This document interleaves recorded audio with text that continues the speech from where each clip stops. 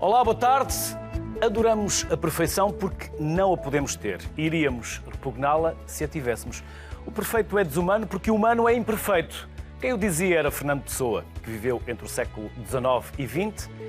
Desde essa altura, muito mudou ou talvez não. Continuamos a adorar a perfeição, a procurar a imagem perfeita, mas é importante que nos aceitem e que nos aceitemos tal como somos. Será este o mote da conversa de hoje com os meus convidados. David Rasteiro, cirurgião plástico, Filipa Jardim da Silva, psicóloga clínica e coach, e Catarina Macedo Ferreira, fotógrafa. Aos três, bem-vindos à Sociedade Civil. Obrigado pelo regresso, à Filipa. Vocês são lindos e quase perfeitos, mas se tivessem que mudar alguma coisa, o que gostariam de mudar na vossa aparência física? E se é que eu posso perguntar, e se me permitem a ousadia, não querendo entrar em terrenos que não são meus. Eu gostava de ter mais 10 centímetros, mas o meu cirurgião acho que pode dizer que essa parte não seria simpático. A não ser com os tacões. Com os tacões, talvez. De agulha? Não, Mas esses são quase... não é compatível com 4 filhos. Não. Não se sente bem em saltos. Não. Então está bem como está. Sim, na verdade. Sim, eu também seria adepta de mais 3 ou 4 centímetros. Mas vocês queriam jogar basquete? É uma questão de Ou ir às expectativas. vindimas no norte? Porque as vindimas O meu no norte pediatra são em sempre me disse que eu alcançaria 1,72 m e, portanto, este número ficou-me na cabeça à medida que eu ia crescendo. Isso E, portanto, é quando eu claro. vi 1,78 m, as minhas expectativas ficaram defraudadas. Portanto, não são adeptas daquele ditado popular que a mulher se quer pequenina como a sardinha. Não. Começámos a ser. Também não são Não é grandes, preciso tão não é? pequenina. Os portugueses também não são altos, nós não somos Não um povo são, muito não. alto, não é? Portanto, a nossa média também não estarão assim tão longe da média. E o seu cirurgião, o que gostaria? Eu gostaria, se calhar, de ter aqui menos umas rugas, porque eu acho que as cirurgias às vezes nos causam aqui algumas preocupações, que são normais, e isso às vezes manifesta-se no nosso cansaço e na nossa aparência. Algumas dessas rugas são dos pacientes? São das preocupações são chatos? normais. Não são chatos. Não são chatos, mas nós vivemos muito próximo dos pacientes naqueles momentos das consultas, das cirurgias e, portanto, vivemos intensamente se as coisas estão a correr bem, mas mesmo assim sofremos e levamos isso para casa. E durante a noite as coisas às vezes não são mais difíceis, estamos ali a pensar e a matutar se fizermos a cirurgia corretamente. E eles ligam durante a noite? Claro. Estamos próximos, estamos disponíveis e estamos preocupados. E isso às vezes manifesta-se. Há dias de maior cansaço e se pudesse mudava isso. Punha sempre aqui um ar mais radioso de manhã. E atualmente procuramos mais a perfeição do que antigamente? Talvez. É fruto dos novos tempos? Talvez dos novos tempos. Eu acho de várias coisas. Marketing, publicidade... Também, muito. Redes sociais, a própria evolução da sociedade, ou seja... Mas agora há uns filtros nas redes sociais que também ajudam. Ou pelo menos tiram-vos trabalho. Sim, há pouco estava a falar com a Catarina e estávamos a falar exatamente dessa questão dos filtros e de como nós mascaramos às vezes e queremos mostrar só o nosso melhor. E como ainda, felizmente, há uma tendência para algumas marcas, alguma comunicação ser feita numa base mais real. Eu acho que isso é fantástico. É fantástico porque nos aproxima de um mundo que é mais terra a terra. As pessoas que nós vemos e que gostamos de ver são mais como nós. E então nós também, as nossas expectativas e as nossas pretensões são mais próximas daquilo que é possível.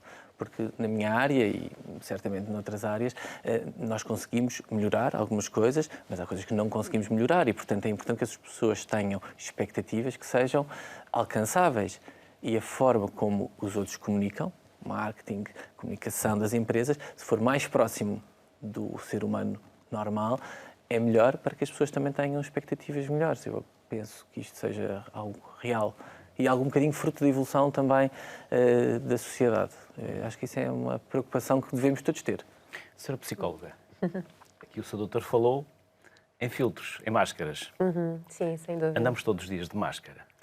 Usamos várias máscaras, não é? Concordo com esta questão, realmente. Nós usamos E esta é só mais uma máscara. Sim, é adaptativo usarmos máscaras sociais, não é? Por Se exemplo. nós não usássemos máscara no dia-a-dia, talvez não fosse assim muito fácil de nos aqui relacionarmos alguns uns com os riscos, outros. Não é? sim, em termos realmente de depois nos conseguirmos conjugar por entre estas várias dimensões e papéis. Nós andamos sempre com os 3 P's, não é? Que é pessoa, A personalidade e a personagem. Sim, verdade. E se andássemos só com a pessoa? A questão aqui é que pode ser uma personagem autêntica e, aliás, o convite é esse, é que as nossas máscaras nos sejam autênticas, ou seja, que mesmo quando nós estamos, no fundo, num contexto social, a filtrar, por exemplo, ou um contexto profissional, a filtrar parte do nosso cansaço, a filtrar parte do nosso mau humor daquele dia, por respeito ao outro, porque o outro não tem que necessariamente depois ser aqui influenciado por isso, é no fundo uma máscara que nós queremos ainda assim que não nos esconda a nós. E, portanto, nós queremos máscaras respiráveis, máscaras reais, próximas aqui da nossa realidade. E esse tem sido aqui, realmente, aqui um desafio. Em algum momento, se nós não estamos aqui a criar expectativas demasiado idealizadas, não só de uma vida eterna, mas também de uma juventude interna, sem imperfeições. E a própria vida carece dessas imperfeições, carece desses desafios. E, portanto, em algum momento, aquilo que eu tenho sentido é que o nosso amor próprio, a nossa própria capacidade de nos aceitarmos fica muito condicional. Portanto, eu vou gostar de mim quando e se eu for desta forma, eu tiver esta aparência, porque aí, então, vou ser aquela pessoa que vai projetar aquela imagem. E todo este condicionalismo nos afasta realmente muito da nossa essência. E a ser fotógrafa? Olha, Preferiria fotografar com analógico ou prefere no digital? Sempre com o digital. Gostava de voltar ao rolo ou, Não. ou faz parte do nosso passado? Não, eu acho que o fotógrafo tem um poder incrível de dar confiança a uma pessoa. E este poder de nós, olha, está aqui a tua fotografia na máquina, estás a gostar de ver? Como é que nós podemos chegar lá? Qual é o teu melhor ângulo? Mas uma fotografia tirada, não trabalhada. Não, tirada. Eu não edito... Tal como fazíamos antigamente com o rolo. Sim, não Tal edito como foi as captada, imagens. assim não. é mostrada. Não edito... Não edita? Não. Edito as imagens em termos de luz, de contraste, de saturação, mas não chego ao Photoshop e vou tirar aquilo, vou iluminar ali para a pessoa gostar de se ver, não é? Porque a ideia é entregar às famílias, que é neste momento o meu core business, entregar imagens genuínas daquilo que elas estão a viver com os filhos. Mais tarde, um dia, os filhos poderem ver: olha, a minha mãe, quando eu tinha 5 anos, estava tão feliz, estava tão bonita, mesmo que ela não se sinta exatamente assim. Porque quando nós somos mães, passamos por tantas transformações e muitas vezes sentimos inibidas de tirar uma fotografia porque achamos que não estamos no nosso melhor. Mas os nossos filhos merecem, e eu acho que nós vamos gostar de ver mais tarde. Uma mulher grávida ainda mais bonita. Ainda mais bonita, tem um brilho inacreditável. Foi das fases da minha vida, eu tenho 4 filhos, e foi das fases da minha vida em que, apesar de estar com mais 20 quilos, me sentia bonita. Não é? Incrível. Incrível. Vamos falar um bocadinho de vocês. David, quem é o David? Eu sou cirurgião plástico. Eu sou cirurgião plástico em Lisboa, trabalho numa clínica que se chama Up Clinic.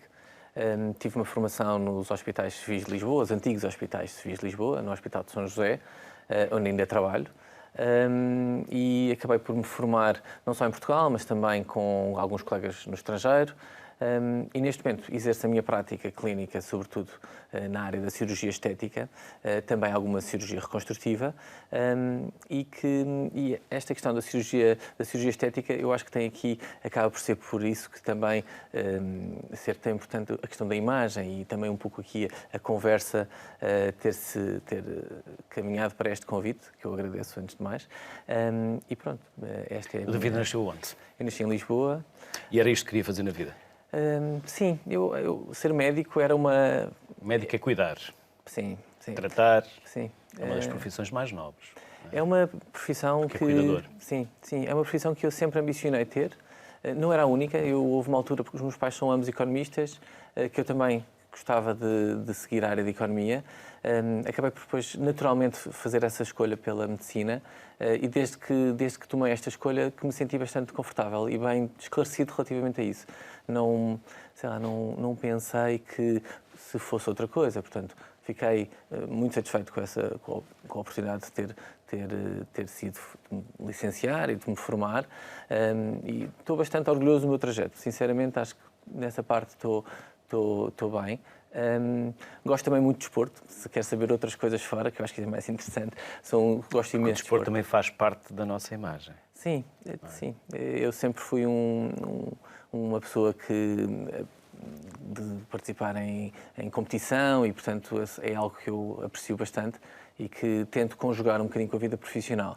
Não tanto quanto é possível, eu acho que todos dizemos isto, mas com alguma parte importante. Que desporto? Atualmente eu jogo ténis, jogo pádel também, e tenho que ter aqui algum cuidado porque as cirurgias são duras. São duras, são muitas horas, posições viciosas e, portanto, eu tenho que ter aqui algum reforço, sobretudo aqui da minha parte lombar e, portanto, tenho que fazer algum acompanhamento. Eles passam grande parte do dia debruçados, não é? E são posições, se imaginar que eu estou debruçado sobre uma marquesa e tenho uma paciente ou um paciente e que às vezes estou inclinado, virado um pouco para a esquerda ou para a direita, portanto, tenho que ir durante algum tempo. Mas são os lombares. Não é? Sim, sim. Eu tinha um colega Lá se que vão dizia... as cruzes. Sim, as cruzes. Eu tinha um colega que dizia que o músculo mais importante do cirurgião era o deltoide. O deltoide é o músculo do ombro para agarrar com a mão esquerda, para sustentar um afastador, algo que afaste, que é para a mão direita trabalhar e ter alguma leveza. E, portanto, este jogo aqui de contração de um lado e uma leveza do outro tem que se treinar e tem que se... A raquete fica da mão direita ou de vez em quando também vai à mão esquerda? Na direita. Sempre na mão direita. Sempre na mão direita. E pronto, isso é um facto. Eu quando venho de férias, 2 semanas de férias, de verão, quando regresso, as primeiras cirurgias tenho muito mais dores musculares. É incrível, porque os músculos desabituaram-se, houve ali um momento de relaxamento que é necessário e eu até estar novamente, ao fim e ao cabo, em forma para uma cirurgia, que isto é quase uma atividade física, demora ali uns dias, porque sinto alguma dificuldade e preciso de ter um acompanhamento, e que eu estava há pouco, algum acompanhamento físico, porque preciso estar relativamente bem, porque senão não aguento tão bem. Não aguento com tanto vigor, digamos assim, as cirurgias. Filipa, Sim. o seu caso. No meu caso... O que podemos perguntar? Sim, E para eu não ter que perguntar, o mesmo à Catarina, eu vejo muito o que nos querem contar. como uma pessoa de pessoas e, portanto, ao longo destes anos todos, vou-me vendo cada vez mais aqui como uma potenciadora de desenvolvimento pessoal, portanto, seja com ferramentas assim, de psicologia clínica, de psicoterapia, de coaching. Aquilo que me move sempre é, de alguma forma, favorecer esse bem-estar no outro, devolver esperança muitas vezes perdida, retirar um outro de um ponto de doença e colocá-lo novamente num ponto de saúde. E tem sido isso aqui o projeto fundamental. E, portanto, também era o seu projeto de vida lá atrás? Era o meu projeto de vida. Há poucos anos? Há muitos anos. Há já alguns. Eu recordo-me de... Lá está com... É daqui de Lisboa? Não, sou da Madeira. E, portanto, recordo-me no secundário de estar aqui muito nesta ambivalência entre aquilo que a sociedade que me rodeava e aquilo que os meus pais queriam e aquilo que eu desejava, porque aquilo que os outros queriam era que eu fosse para a medicina, precisamente, porque havia um bocadinho esta ideia de uma boa aluna, aquilo que deve seguir é a medicina, e aquilo que me apelava já era realmente aqui a psicologia. E os livros do professor Daniel Sampaio, que na altura foram aqui catalisadores. Portanto, foi muito esse abraçar e vir com malas e bagagens para Lisboa. Para estudar? Exatamente, aos 18 anos, e depois abracei Lisboa como a minha casa. E não volta à Madeira? Volto de férias, mas profissionalmente e pessoalmente sinto que é aqui que tenho mais margem. Mas montou aqui o seu negócio. Exatamente, sim. Nos últimos 3 anos consegui aqui montar um projeto pessoal que hoje, felizmente, já somos 10 profissionais a trabalhar com o mesmo foco. E todos psicólogos? Todos psicólogos, para além depois de uma equipa... Aqui também em Lisboa? Em Lisboa também, sim. Para além depois de outra equipa que vamos mantendo sempre de forma, lá está, com médicos cirurgiões, com outros profissionais de saúde, porque eu acredito que não é possível trabalharmos de uma forma isolada. Multidisciplinar. Multidisciplinar é a única maneira que temos muitas vezes de favorecer realmente processos bem-sucedidos. Depois também as próprias empresas também se vão movendo cada vez mais para olharem para os colaboradores enquanto pessoas, antes de colaboradores, e por isso esse também é sempre aqui um alvo interessante de trabalho. E a Catarina? Olha, eu sou uma jovem mãe de 4 filhos e começo por isto porque, de facto, à medida que fui crescendo, raparigas e rapazes. A mais velha rapariga, depois tenho 2 rapazes no meio e acabei... as pessoas gostam de dizer que eu não acabei com uma rapariga. Portanto, ainda não acabou? Acabei. As pessoas gostam de se meter comigo e sabem que eu tenho aquela parte do lado maternal muito afinado e, portanto, gostam de se meter comigo. E eu começo por isto porque, de facto, desde que me conheço, que estou rodeada de bebés, que procuro os bebés e que tenho este instinto muito aceso. Portanto, acho que era uma coisa muito forte em mim e que se notava. A segunda coisa mais importante... Podia ter ido para a educadora de infância também, Podia. Cheguei a pensar nisso, mas tinha a parte artística fortíssima também. desde que me conheço, que rabisco tudo o que vejo. Não Paredes cheguei lá a em isso casa? porque eu era uma miúda bem comportada. Eu precisava muito de agradar aos meus pais e à família no geral e, portanto, era a menina que fazia tudo aquilo que lhe era pedido e que se portava muito bem.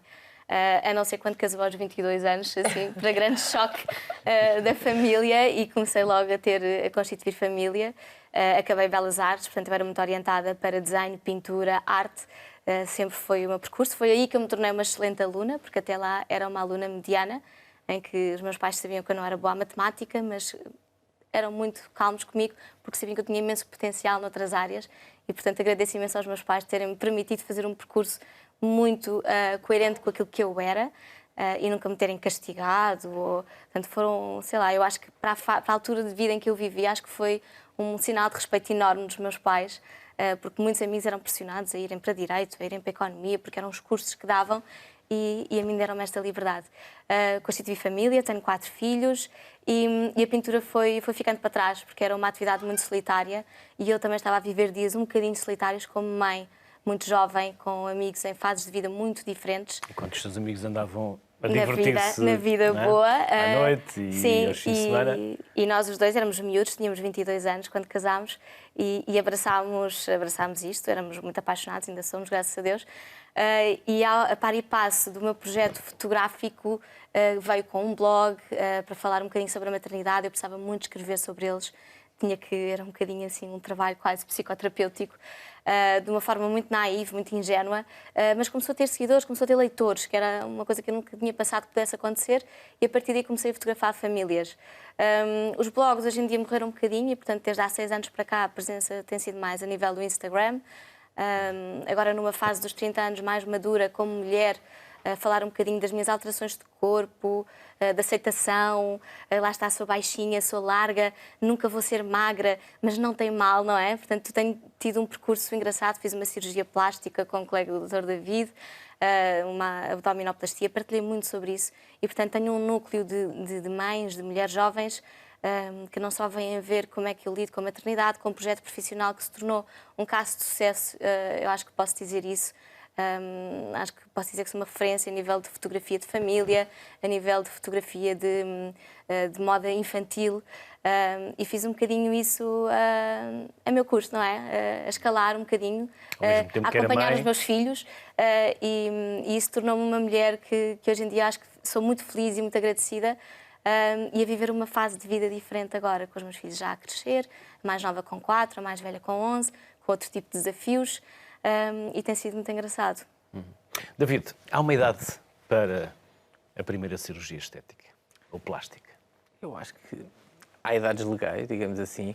Eu acho que, mais importante que a idade, as pessoas terem, a certa altura, algo que sentem que não está tão bem na sua imagem e que pretendem mudar, que tenham feito uma reflexão interessante e importante sobre se essa mudança vai ser marcante na sua autoestima e na sua imagem. E, portanto, eu diria que mais importante do que a idade, uma idade a partir do qual se vai fazer uma cirurgia, há, sim, uma noção de que, ao fazer essa cirurgia, vai haver aqui uma alteração de algo em nós, sobretudo de nós connosco próprios. Eu digo isto muitas vezes nas consultas e imagino que a Catarina tenha também tido essa reflexão, que é, nós tomamos uma decisão de uma cirurgia olhando ao espelho, pensando connosco próprios, não é influenciado por ninguém, que algo não está tão bem, vamos perceber o que é que podemos fazer, se é que é possível, nem tudo é possível, e, portanto, obviamente que é necessário alguma maturidade para ter estas ideias bem formuladas. A Filipa certamente ainda saberá mais relativamente a esta maturidade necessária.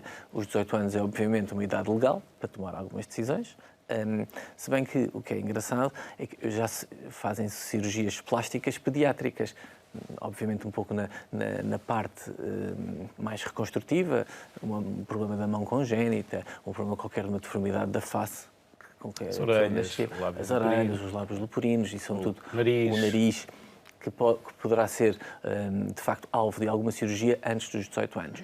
Agora, uma cirurgia como uma mamoplastia de aumento, que é a colocação de um implante e realizar um aumento mamário. Eu acho que isto é uma cirurgia que a pessoa tem que ter já alguma maturidade, ter já refletido e percebido que é algo com o qual vai se sentir melhor. Eu acho que essa consciência de que a cirurgia é importante para si, acho que é fundamental. Mas também que não é... As cirurgias não resolvem outro tipo de problemas que não seja o peito é pequeno e passa a ser maior. Portanto, eu acho que as pessoas têm que perceber também o alcance de uma cirurgia. As cirurgias não são respostas para tudo. Se as pessoas estão com um humor mais depressivo, estão mais ansiosas, uma cirurgia não vai tratar a ansiedade. Uma cirurgia vai tratar, imaginando, pele que está mais num determinado sítio e deixa de ter, vai tratar uma série de coisas muito práticas e muito que devem ser tratadas na consulta. Ou seja, nós devemos, na consulta, enquanto profissionais, saber distinguir bem se as pessoas estão a depositar também uma expectativa excessiva relativamente a uma cirurgia e dizer, olha, com esta cirurgia eu consigo fazer isto e não consigo fazer aquilo e, portanto, não vou, se calhar, conseguir alcançar exatamente aquilo que pretende. Mas conseguimos isto, está satisfeita, percebeu, não percebeu. Acho que esta conversa e esta adaptação é importante. É importante esta gestão das expectativas, eu acho que é dos pontos mais sensíveis e dos pontos também mais interessantes de debate entre nós e também entre nós, cirurgiões plásticos, a questão da gestão das expectativas. Porque às vezes as pessoas podem ter expectativas que não são reais. Voltando um pouco ao início, relativamente também, porque recebem informações de inúmeras redes sociais, de revistas que não são exatamente aquelas informações mais importantes e as pessoas depois não têm uma expectativa correta. Portanto, a gestão das expectativas é realmente um assunto sensível e, por exemplo, eu que também partilho várias coisas no Instagram, no Facebook, com as devidas autorizações, tento também não entrar nos Photoshops e não entrar em imagens... Que isso é enganar. É completamente a enganar e as pessoas depois não percebem quando não têm um resultado igual àquele que viram numa fotografia, porquê não conseguem perceber, ou podem não conseguir perceber. Felizmente, eu tento sempre alertar isto antes e mostrar casos reais e mostrar o que é uma cicatriz e como é que vamos fazer para que a cicatriz fique melhor, porque as cicatrizes ficam melhores e há coisas a fazer.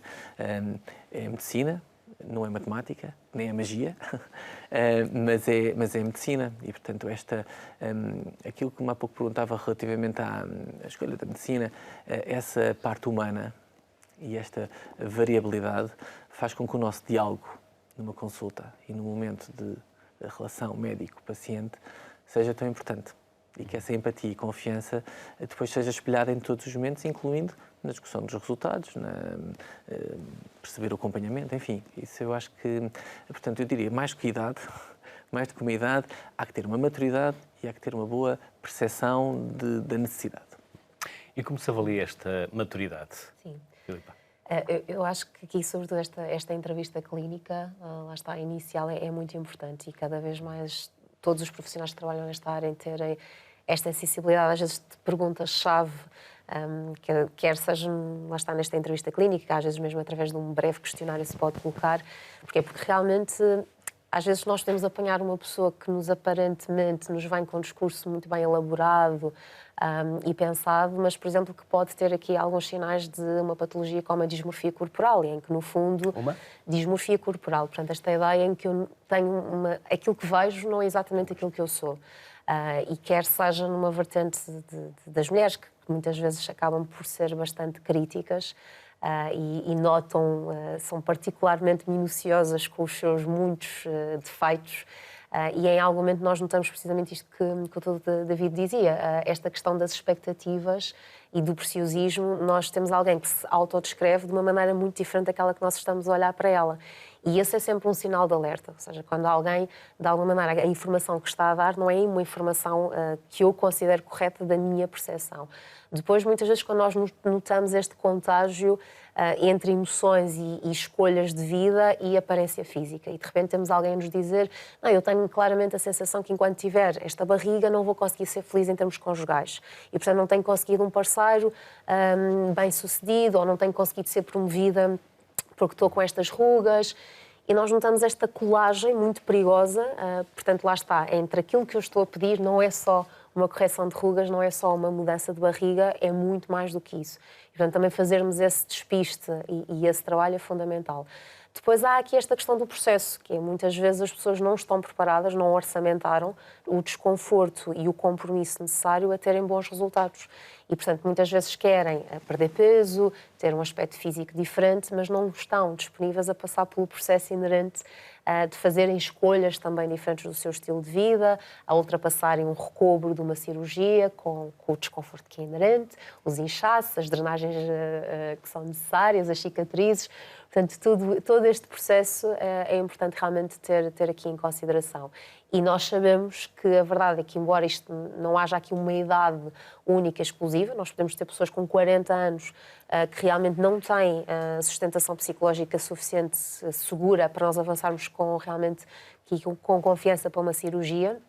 A verdade é que a ideia de só aos 23 anos termos toda a nossa estrutura neurológica completa, isso também nos diz de que podem existir aqui alguns pedidos de impulso, por vezes ali aos 18, aos 19, aos 20, muito por esta influência dos pares, por esta ideia da imagem ainda muito idealizada, que eu diria que famílias e profissionais de saúde, de uma forma geral, têm que estar atentos. Como dizia a Filipa, as mulheres vão mais ao pormenor. As mulheres são muito duras com elas próprias. Às vezes nós temos a ideia que é a sociedade... Não é só connosco, homens, então. Não. Eu acho que não é apenas a sociedade que nos traz esta pressão, mas o primeiro impacto é nosso. Nós olhamos ao espelho mas não há uma pressão muito grande da sociedade sobre a mulher para que ela seja bonita, para que ela seja vistosa, para que ela se vista bem. Mas eu acho que é um bocadinho, nós gostamos de dizer, a sociedade pressiona. A sociedade pressiona a minha mãe, se calhar. Pois, se calhar as mulheres pressionam muito. A família, pressiono-me eu própria, porque eu achava que ia ser de determinada maneira e afinal cresci de outra. E eu acho que aquilo que nós podemos resolver não é a sociedade, nós podemos resolver-nos a nós próprios, sentirmos bem connosco. Eu acho que é um trabalho muito importante. Isso não passa só por fazer uma dieta, pode passar por, mas não passa só. No meu caso passou por fazer uma dieta, mas também passou por tomar algumas decisões pessoais que me levaram a estar mais em paz comigo. E isso despolta outros tipos de atitudes, tanto a nível laboral. Eu recentemente deixei de trabalhar ao fim de semana, que era o core do meu trabalho ao fim de semana, e isso trouxe para mim... Quando as famílias também tinham mais tempo, não é? Exatamente, só que eu não tinha disponibilidade para estar com os meus filhos. Ficava sem tempo. Portanto, era altamente frustrante, estressante, deixava-me num estado muito ansioso e agitado. E isso também levava a tratar-me mal. Eu não sou mãe o suficiente dos meus filhos. Eu até ao fim de semana vou trabalhar. E comia pior e entrava num estado que não era bom para mim. E, portanto, eu acho que nós somos a primeira pessoa a que temos de ter um bocadinho de piedade de nós próprios e a tratar-nos bem. E isso tem sido um bocadinho o meu processo pessoal nos últimos 3 anos. Eu fiz a cirurgia, uma abdominoplastia, porque tinha, não só por questões de saúde, era uma cirurgia semi-urgente, porque eu estava a desenvolver uma hérnia, tinha já algumas limitações. A seguir à gravidez? Eu já tinha a diástase desde a primeira gravidez. Portanto, a diástase é o afastamento dos músculos dos retos. A minha diástase era ao longo de todos os retos, portanto, não era um bocadinho maior numa zona ou noutra, não era bastante afastada. Os músculos estavam muito laços, não havia reforço muscular e eu tinha, efetivamente, algumas limitações na minha qualidade de vida e na minha autoestima, embora eu não conseguisse admitir isso, porque eu sou uma pessoa positiva e, portanto, o meu marido gosta de mim, tenho uma família que me adora, eu também, de certeza, que dou a volta a isto e, portanto, não me limitava. Mas depois de fazer a cirurgia percebi realmente que estava a potenciar-me imensíssimo, que descobri coisas que, afinal, não fazia e queria fazer, mesmo profissionalmente. Também com qualidade de vida. Sim. E, portanto, eu acho que sim, a sociedade manda padrões para fora, não é?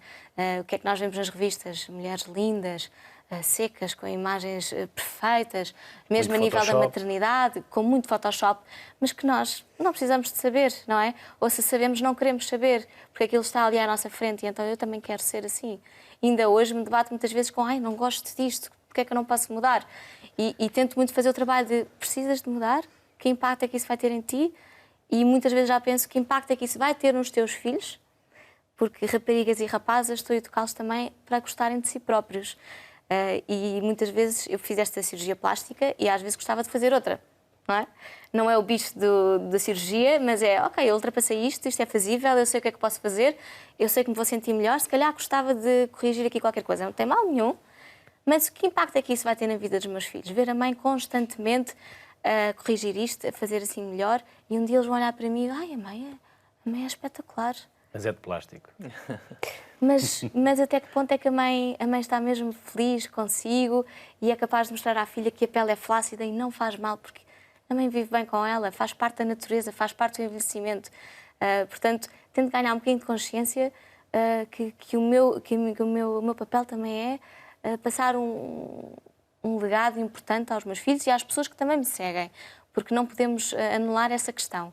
Tenho uma imagem semi-pública, tenho muitas mulheres que ainda não tiveram filhos, que querem ter e que eu própria idealizei o que seria o meu pós-parto. Achava que engordando 20 quilos, a minha mãe emagreceu em 2 meses e eu iria também emagrecer em 2 meses sem fazer nada. E não foi assim, não é? E nós vemos muitas imagens de pós-partos belíssimos e isso às vezes tem um efeito muito complicado e muito perverso em pessoas que ainda não passaram por isso e idealizam que vai ser maravilhoso. E, portanto, eu acho que é muito importante nós sermos os primeiros e não culparmos a sociedade, porque a sociedade somos nós. Portanto, se nós vamos mudando, se nós nos tratamos melhor, isso contagia as pessoas. David, já recusou alguma cirurgia? Claro. Ou porque era uma cirurgia para lá daquilo que era aceitável, ou porque encontrava do outro lado uma pessoa com essa falta de maturidade que falava há pouco? Sim, eu já recusei várias cirurgias, não só pela falta de maturidade e de ainda serem demasiado jovens em termos não só de idade, mas em termos de pensamento mental para fazer uma cirurgia. Já recusei cirurgias porque as pessoas, a percepção delas próprias era uma percepção completamente dispar daquela percepção que eu considerava minimamente aceitável, ou seja, pessoas que referiam pormenores que eu sinceramente não os via e que eu dizia, olha, eu com as minhas mãos eu não consigo corrigir aquilo que não estou a ver, portanto é melhor nós não fazermos uma cirurgia. Eu tive uma vez várias histórias. Agora ocorre uma história de uma pessoa que queria fazer um aumento do mento, ou seja, do queixo, de 2 milímetros, e portanto, através de uma cirurgia, portanto, e que não podia ser 3. Portanto, e a medicina não é bem... a razão para ser só 2? Porque tinha feito, se calhar, algum estudo do Photoshop e é verdade que nós conseguimos ser muito precisos, mas não havendo depois, não só a precisão, mas depois não havendo nenhuma hipótese de desculpa de perceber que isto não é, lá está, não é matemática, não é assim tão é muito rigoroso, mas temos que ter aqui alguma... capacidade de diálogo e, portanto, sim, sem dúvida que recusei algumas cirurgias e eu acho que o fiz e acho que vários profissionais o fazem para o bem dos seus pacientes. Apesar das pessoas, obviamente, não vão perceber isso à primeira, claro. Também já recusei por idade, porque são muito jovens e que o crescimento facial ainda não terminou. Numa questão, há pouco falávamos da questão do nariz, a questão da mama, de facto as pessoas ainda não controlaram o peso ou não controlaram, ou querem ser mães, por exemplo. A Catarina partilhou o seu testemunho e a questão da maternidade é uma questão muito sensível. Muito sensível. E, por vezes, perguntam-me, pessoas que estão grávidas, isto é engraçado, ver esta pressão, e eu estou a ter muita percepção disto, pessoas que estão grávidas e que já me perguntam quando é que podem fazer uma cirurgia para recuperar a sua forma física. Isto é irónico. Ainda antes de saber como vão ficar da gravidez. Ou então pessoas que, que querem fazer uma cirurgia de aumento mamário e que estão a planear engravidar. Portanto, não têm noção de que o seu corpo vai mudar. Portanto, é um pouco aqui que eu queria chegar. Não sabem como vai mudar, nem quando vai recuperar, nem como vai recuperar.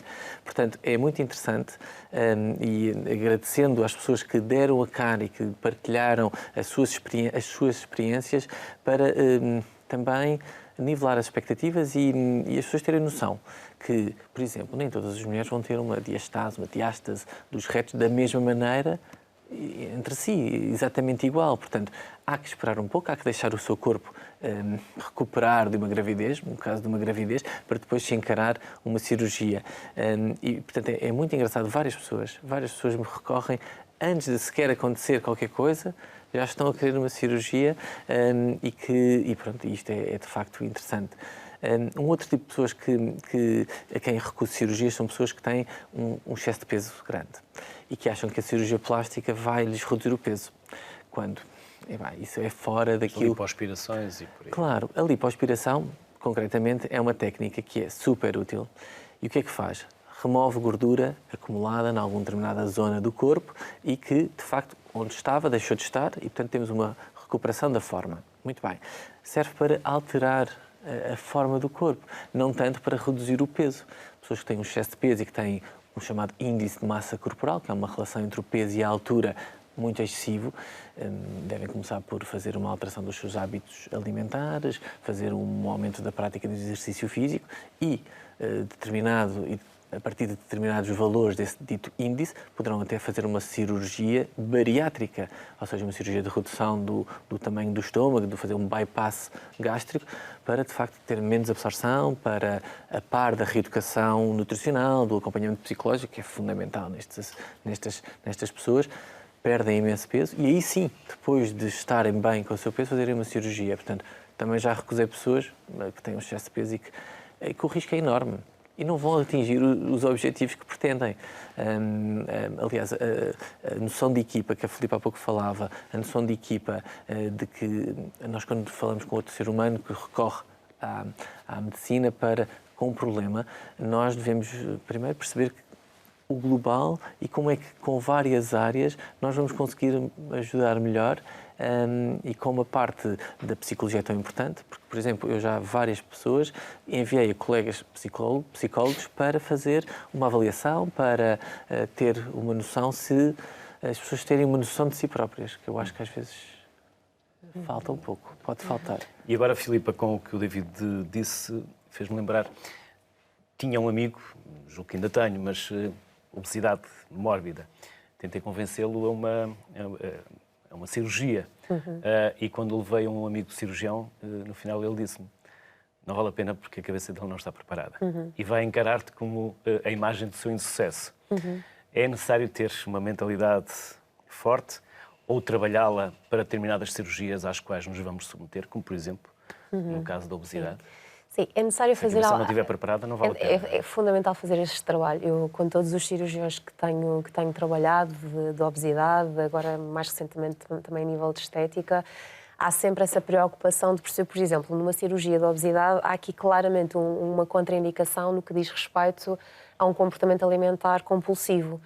E se nós temos uma pessoa que realmente tem uma relação emocional com a comida e vamos fazer um sleeve gástrico, por exemplo, em que ela tem que, de alguma maneira, aderir a um plano terapêutico mais restritivo pré-cirurgia e pós-cirurgia, mas a ideia é que depois mude realmente a sua relação com a comida, ela não resolvendo, em primeiro lugar, esta sua necessidade de usar a comida como compensação, então isso não vai mudar a seguir. Claro que sim, ela vai ter aqui fatores motivacionais bastante significativos, mas ainda assim a vida a seguir vai continuar a ter adversidades e vai continuar diariamente a oferecer-lhe esta necessidade de gerir as suas emoções. Não querendo interromper, eu tinha aqui o Instagram da Catarina, mas perdi-o. Vou pedir à Catarina que procure, por favor, só para eu não desviar aqui o olhar da conversa com... Já está aí, sim. Sim, e estes são fatores importantes. Por exemplo, as questões de comportamento alimentar vale a pena estarem despistadas. A própria questão da priorização e do estilo de vida. Portanto, alguém que necessariamente não se prioriza pode ser alguém que depois coloca em causa as próprias indicações terapêuticas da pós-cirurgia. E já aconteceu, houve um caso em particular que eu estava a trabalhar com um cirurgião da obesidade e que nós tínhamos tido muitas reservas, de alguma forma, em dar a luz verde para aquela cirurgia, por questões de grande rigidez daquela pessoa, de marcados traços em termos de personalidade que nos estavam a deixar aqui com algum receio, e foi feito algum trabalho, mas a verdade é que a impulsividade daquela pessoa, até um certo narcisismo no sentido de que eu é que sei o que é melhor, acabou, lá está, o nosso voto de confiança por se revelar aqui um bocadinho traiçoeiro, porque a verdade é que depois tivemos problemas no pós-operatório, porque a pessoa não seguiu as indicações específicas que tinham sido dadas em termos de dieta líquida, por exemplo, e achou que estava tão bem que já poderia comer uma maçã crua e que não havia problema nenhum. Portanto, às vezes estas características da rigidez, da capacidade que a pessoa tem de nos escutar da relação que tem com a comida, são sem dúvida fundamentais. E, portanto, eu diria que há sempre aqui um trabalho importante da pessoa não ver a cirurgia como uma pílula mágica, que de resto, e esta partilha da própria gravidez, nós estamos tão focados no produto final, e parece que só há um produto final bom, que isso também nos deixa aqui muito num preto e branco. Portanto, parece que só há um tipo de pós-parto que corre bem.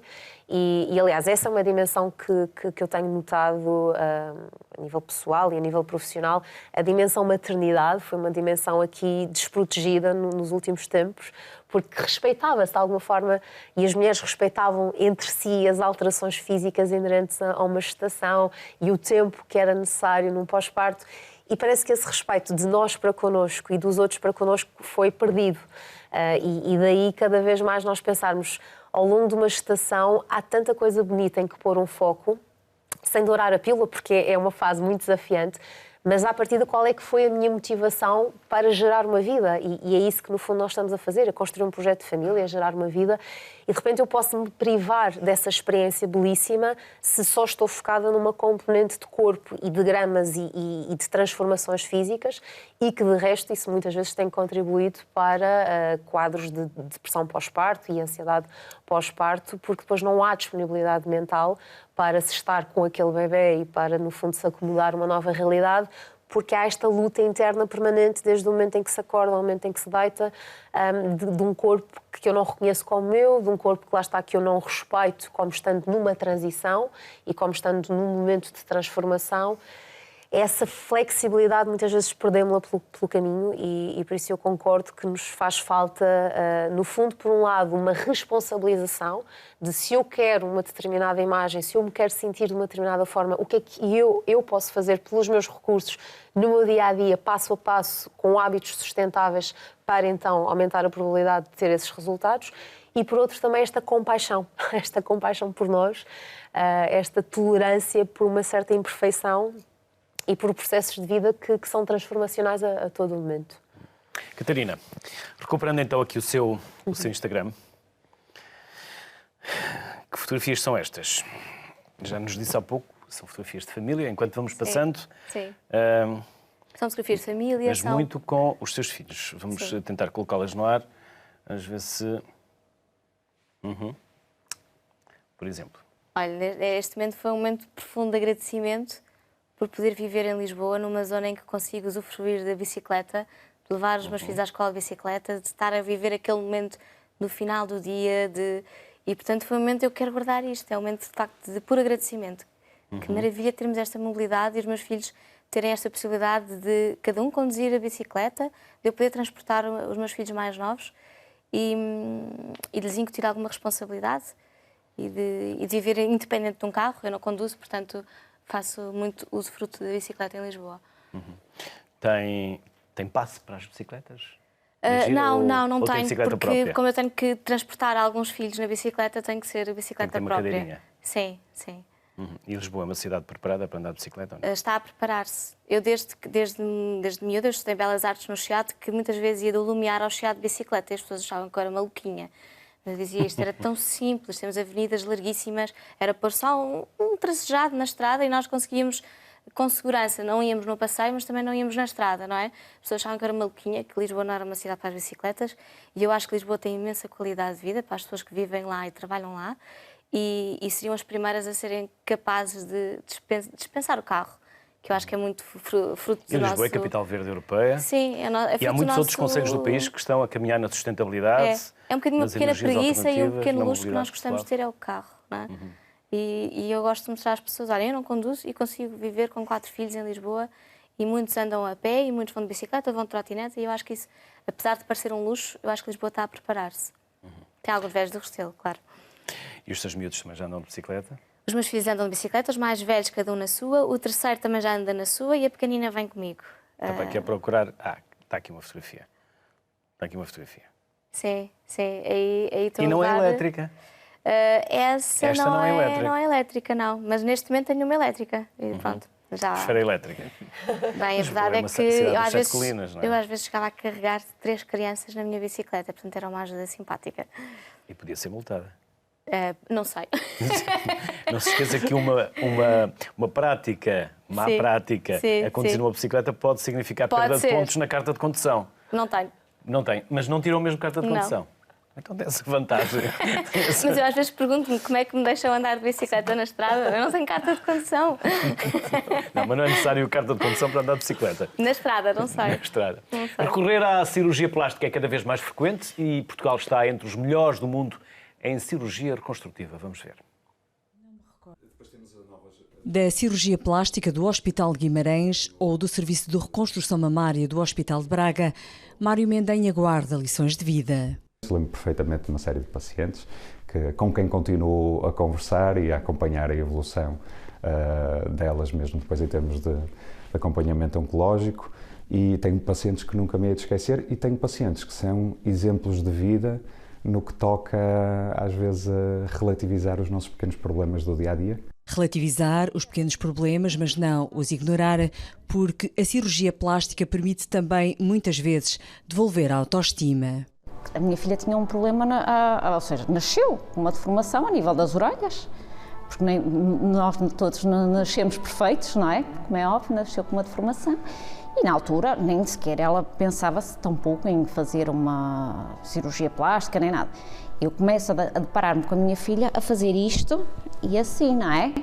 Mandava pôr um rabo de cavalo e ela não punha. Ela que se considerava um patinho feio, era assim uma coisa, outro mundo. A autoestima melhorou assim, como eu costumo dizer, eu acho que até exagerou um bocadinho. A filha fez a intervenção na idade certa e no momento certo, mas nem sempre é assim. As redes sociais dão ao mundo uma visão estereotipada do que é o belo, só que o belo não se consegue da mesma forma em toda a gente. É fácil e é tentador dos cirurgiões plásticos publicitarem as fotografias do pré e do pós e escolherem sempre os casos bons. Quer dizer, todos os cirurgiões plásticos têm casos maus. Quem não os tem é porque não opera ou é porque não é honesto. A parte clínica deve vir sempre antes da parte comercial. Lamenta a falta de transparência e a falta de partilha de conhecimento. Não há, por exemplo, um congresso nacional nesta área. Portugal é um país particular, creio, nesse campo. Temos pessoas a trabalharem muito bem, mesmo na área mais vocacionada para o componente estético da cirurgia plástica, mas que trabalham isoladamente, ou tradicionalmente trabalham isoladamente. Não existe uma troca de ideias, uma partilha. Com preços cada vez mais acessíveis e com o crescimento da oferta, nunca se terão feito tantas e tão variadas cirurgias plásticas em Portugal. Por vezes, acabam por ser notícia pelas piores razões, por isso é importante que, pela sua segurança, perca 30 segundos. É fácil saber se um determinado cirurgião é cirurgião plástico. Não é porque aparece na televisão, não é porque eu estou aqui que sou cirurgião plástico. A paciente vai ao portal da Ordem dos Médicos, escreve lá o meu nome e a minha especialidade está lá. Demora 30 segundos e é muito fácil a paciente ter a certeza de que o médico que está à frente dela é um cirurgião plástico. Isto porquê? Porque quando corre bem, maravilha, mas às vezes não corre bem. E todos os cirurgiões plásticos têm casos que não correm bem. E, portanto, o importante é o cirurgião também saber resolver as complicações. E aí só o cirurgião plástico é que tem esse nível de preparação. E é frequente que em cirurgia estética, por vezes, não corra bem? Frequente ou Não é frequente. Não, felizmente. É só por vezes? Sim, raramente. As percentagens das complicações, e há que distinguir entre complicações sérias e complicações que são geríveis e com uma correção sem sequelas, há que fazer essa distinção e, portanto, eu diria que as complicações graves e sérias são raríssimas. Uma sequela grave é menos de 1%, menos de 0,5%, é uma coisa rara, 0,01%, uma coisa bastante rara. Pequenas complicações, sei lá, uma pequena infecção local, a cicatriz está menos imperceptível do que aquilo que queremos, que é possível corrigir, isso sim é normal, faz parte do nosso dia-a-dia, faz parte também da nossa formação. Eu acho que a formação demora algum tempo. Esta formação em todas as áreas cirúrgicas demora 6 anos e não é por acaso. E é muito fácil, dizia-se há pouco na peça, é muito fácil que quando corre bem é fantástico. E realmente quando não corre bem é que aí nós mostramos também aquilo, um pouco da nossa formação e de como devemos estar atentos e de tomar medidas com alguma rapidez para que o decurso que naquele momento teve ali uma inflexão para uma coisa que não corre tão bem, de repente volta outra vez ao seu curso normal e que se resolva. Portanto, a cirurgia estética é extremamente segura, mesmo extremamente segura, com complicações raríssimas, senão também não teria tanta adesão e tanta reprodutibilidade. Ou seja, uma pessoa faz uma cirurgia, como a Catarina faz uma cirurgia e que recomenda e que diz, olha, realmente correu bem, passou-se isto, tive algumas dores, nódulas negras e são as complicações normais.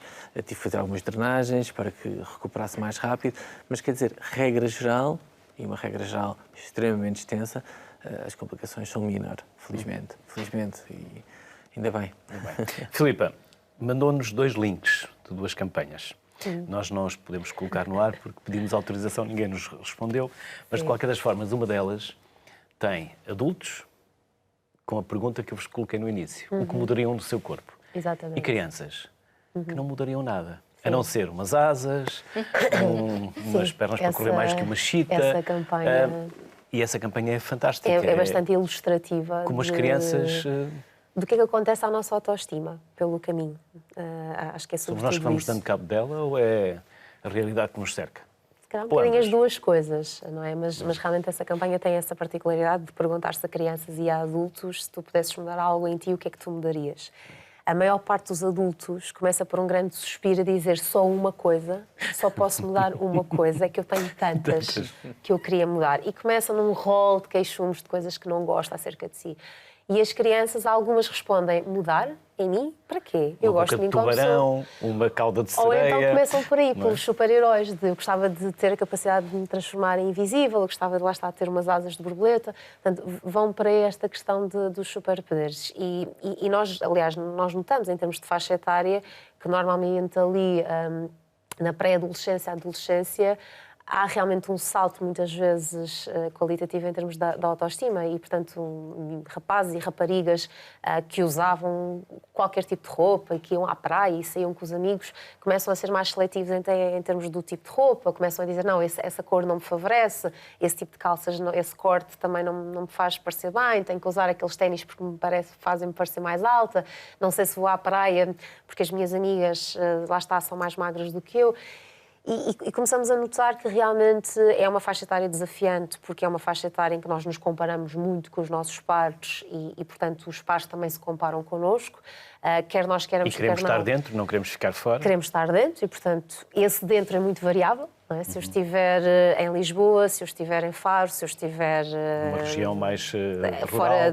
de Portugal até, portanto, cada concelho, cada cidade, cada país vai tendo também aqui os seus padrões em termos também de beleza e às vezes podemos sofrer um bocadinho com isso, mas é sobretudo também aquilo que a Catarina referia, é também esta educação para a autoestima e para o amor próprio. E gostar de nós não é adorarmos tudo em nós. Gostarmos de nós é, em primeiro lugar, percebermos que somos muito mais do que a nossa imagem e do que a nossa aparência e é também esse respeito por aquilo que a nossa aparência está a contar da minha história de vida, está também a dizer de mim. E esse é um trabalho que nós todos os dias, quer por modelagem, enquanto mãe e enquanto pai, quer enquanto profissionais de saúde, quer enquanto influenciadores também nas redes sociais, podemos dar esse contributo. Porque quando falamos de alguém que corresponde aos padrões de beleza, que se olha ao espelho e diz eu tenho uma boa autoestima, não estamos provavelmente a falar de uma boa autoestima, estamos a falar de alguém que naquele momento da sua vida é bastante favorecido por se enquadrar nos padrões de beleza e, portanto, usufrui um pouco desse fator. Autoestima, amor próprio, é realmente, à medida que eu vou crescendo, eu nem sempre me enquadro nos padrões de beleza, eu às vezes vou sofrendo pequeninas alterações e que nem sempre as adoro e estou lá para mim e não coloco o meu valor em causa. E aí sim podemos estar a falar de um real amor próprio. Catarina, estou aqui à procura de uma frase do seu Instagram que é mais ou menos isto. O meu corpo é perfeito, tal como o teu. Com a flacidez natural de tantas oscilações de peso, todas as gravidezes, com estrias, da adolescência e de gravidez, com cicatriz de cirurgia. Ou seja, é aceitar-nos como somos. Sim, é um bocadinho isto que nós temos que Não é dizer a muito nós. difícil. O meu corpo é perfeito, o meu corpo funciona, não é? Eu não tenho dores, vivo bem, tenho um corpo funcional, o meu corpo é perfeito, o teu também, sendo mais magro, um bocadinho mais gordo, sendo diferente, não é? Nós temos um bocadinho a ideia de que temos que ser de uma determinada maneira para sermos perfeitos. E não. Nós somos perfeitos como somos, porque somos nós próprios. Eu cresci muito e eu acho que isso teve muito impacto. Tens uma cara tão bonita, mas és gordinha. Não é? Há sempre um mas, Isto é, não é? Mas como? Mas como assim? Então o que é que este mas quer dizer? E isto replica-se muito, não é? E nós ouvimos muito isto. Ai, ela tem uns olhos tão bonitos, mas... Eu acho que nós temos que... Por isso é que eu digo, nós somos influenciadores, Será mas que nós não estamos a tentar passar para os outros a nossa frustração? Muitas tentando vezes. rebaixá-los para nos sentirmos, se Isso calhar, acontece, não tão isso em baixo? acontece, não é? Mas nós temos que ser influenciadores todos os dias com todas as pessoas com quem estamos. Porque, de facto, uma pessoa toma um café, está com uma sogra, uma cunhada e tem impacto as palavras que usa. E muitas vezes a minha sogra, coitada, não era por mal, mas ela teve recuperações de parto muito boas. Ela saía, na altura, as cesarianas ficavam uma semana no hospital e saía com as calças antigas. E então, quando eu volto a casa com barriga, depois de uma gravidez, que é uma coisa que ninguém nos lembra que vai acontecer, não é? Nós sabemos que temos o bebê e o nosso corpo, a barriga desaparece. Porque é que devemos ter barriga, não é? Na minha cabeça, eu nem pensava que isso pudesse acontecer. E a minha sogra diz, olha, que parece que tens aí um bebê lá dentro. Não é por mal, mas são coisas que vão ficando, não é? Então, porque é que eu não tenho uma recuperação de pós-parto como fulana tal, ou fulano X, não é? E eu acho que nós temos que ter amor uns pelos outros. David, envelhecer, infelizmente, em Portugal, ou pelo menos na sociedade que vivemos, ou por uma parte da sociedade em que vivemos, envelhecer é algo que não é positivo. Sabemos que envelhecer, os mais velhos eram aqueles mais respeitados e mais sabedoria, mas o envelhecer não é mais duro para a mulher do que para o homem, porque o homem envelhece, fica com cabelos brancos e fica charmoso. A mulher envelhece, fica com umas rugas e fica velha. Eu acho que poderá haver essa ideia de que envelhecer é mais duro para as mulheres exatamente pela frase a seguir, que os homens ficam mais charmosos, com cabelos brancos, grisalhos, e as mulheres ficam com um ar mais envelhecido e mais cansado. Eu acho que essa ideia é a primeira que deveríamos tentar alterar, porque as mulheres podem envelhecer muito bem e os homens muito mal, e, portanto, isso aí, acho que esse ponto de partida é importante. É verdade que eu acho que essa ideia está enraizada na nossa sociedade, e está enraizada, não é só a sociedade portuguesa, está enraizada que o envelhecimento masculino é mais bem tolerado. E eu acho que isso... E um homem aos 50, uma frase que guardei em tempos de um amigo meu, um homem aos 50 quer ter uma namorada de 20 e uma mulher aos 20, aos 50 quer mostrar e quer parecer que tem 20. Pois, essas são ideias são pré-concebidas e que eu acho que se calhar são duras, acho que não, são muito duras para as mulheres e que também acho que trazem uma reflexão e devem-nos trazer uma reflexão, porque os homens de 50 têm exatamente um envelhecimento interno, há pouco falávamos sobre isto, exatamente igual a uma mulher de 50 anos. Portanto, têm as mesmas dores nas cruzes, como falávamos há pouco, têm as mesmas flacidez. É óbvio que têm características que são diferentes, pode ter uma pele mais grossa, poderá ter menos estrias, menos celulite, mas tem exatamente e pensa exatamente da mesma maneira. Isso é importante. Na parte que me concerne, na parte da cirurgia plástica, eu tanto opero homens como mulheres, e eu aí vejo as preocupações semelhantes em homens e mulheres. É claro que uma consulta de uma cirurgia plástica é muito mais virada para uma mulher, porque as mulheres recorrem mais. Por questão tradicional, eu acho que há aqui uma mudança, um shift interessante, mas essa ideia, esse preconceito do envelhecimento ser diferente, eu acho que é um preconceito que podemos tentar mudar. E hoje estamos aqui também a tentar fazer. Também, mudar um pouco aqui as mentalidades. Acho que isso é interessante. Envelhecer é natural. E todos vamos para velhos, não vamos para novos. Certo, Catarina? É isso mesmo. Eu ainda acho que sou considerada jovem, mas faz parte da natureza, não é? Nós envelhecemos e, de facto, é exigido muito, principalmente à mulher, que se mantenha espetacular, não é? Espetacular. E nós exigimos, e os homens exigem, e todos exigem, não é? Nós ouvimos muitos homens a dizer, olha, ela teve filhos, ficou toda estragada. E por vezes não são as próprias mulheres que se exigem umas às outras, mais do que os homens. São também, são. As mulheres são extremamente exigentes com a sua imagem. E com as outras. E com os pares, sem dúvida alguma. E, portanto, é muito isto que eu estava a dizer, é um bocadinho olharmos com amor umas para as outras, sabemos dar um elogio em vez de dizer, realmente estás mais gorda, não é? Não. Você diz, olha, hoje esse batom fica tão bem, não é? É um bocadinho mudar o mindset. Eu acho que nós caminhamos muito para isso. É ver o positivo e não o negativo. Sim, também há pessoas que acordam já mal dispostas, sempre com energias negativas para a lua. e tudo assim. Filipa, dar a volta e Psicologia Clínica, Intervenção em Psicologia Clínica, 2 dos livros, mensagens finais. Como dar a volta, Filipa? Sim, são aqui os meus bebés literários. Sobretudo, eu diria esta ideia de nós nos respeitarmos e de cuidarmos nós de uma forma integrada no dia-a-dia. Não é possível nós termos saúde física nem saúde psicológica se não priorizarmos aqui as nossas escolhas diárias. E há uma frase que eu destaco aí no livro, que é realmente entre uma intenção e um desejo e uma escolha consciente vai uma grande diferença. E nós muitas vezes vivemos na frustração de um conjunto de intenções e desejos que nunca paramos para nos apropriar do nosso poder, de os podermos concretizar com planos de ação que vão nos implicar, que vão implicar, lá está aqui um processo, que vão implicar responsabilidade, mas que é possível. E ao final do dia que tenhamos sempre presentes que nós somos muito mais do que esta nossa carapaça, que mostra parte de quem somos e a nossa história, mas que somos muito mais do que isso. Portanto, isso é fundamental. Não iríamos gostar de nós se fôssemos perfeitos, Filipa? Como dizia o Fernando Pessoa. De todo. Acho que é exatamente só uma questão da tristeza e da alegria. É como os dias de sol e os dias nublados. Nós precisamos desta complementaridade. Nós somos seres complementares. Portanto, nós precisamos de uma boa dose de imperfeições para conseguirmos enaltecer depois o outro lado mais perfeito. Filipa, Catarina, David, muito obrigado pela disponibilidade que tiveram em estar aqui connosco. Até uma próxima. Estão sempre convidados a voltarem. Acabo como comecei, a perfeição não existe. Goste e cuide de si. Um corpo perfeito é onde vive uma pessoa feliz. Fique bem. Boa tarde.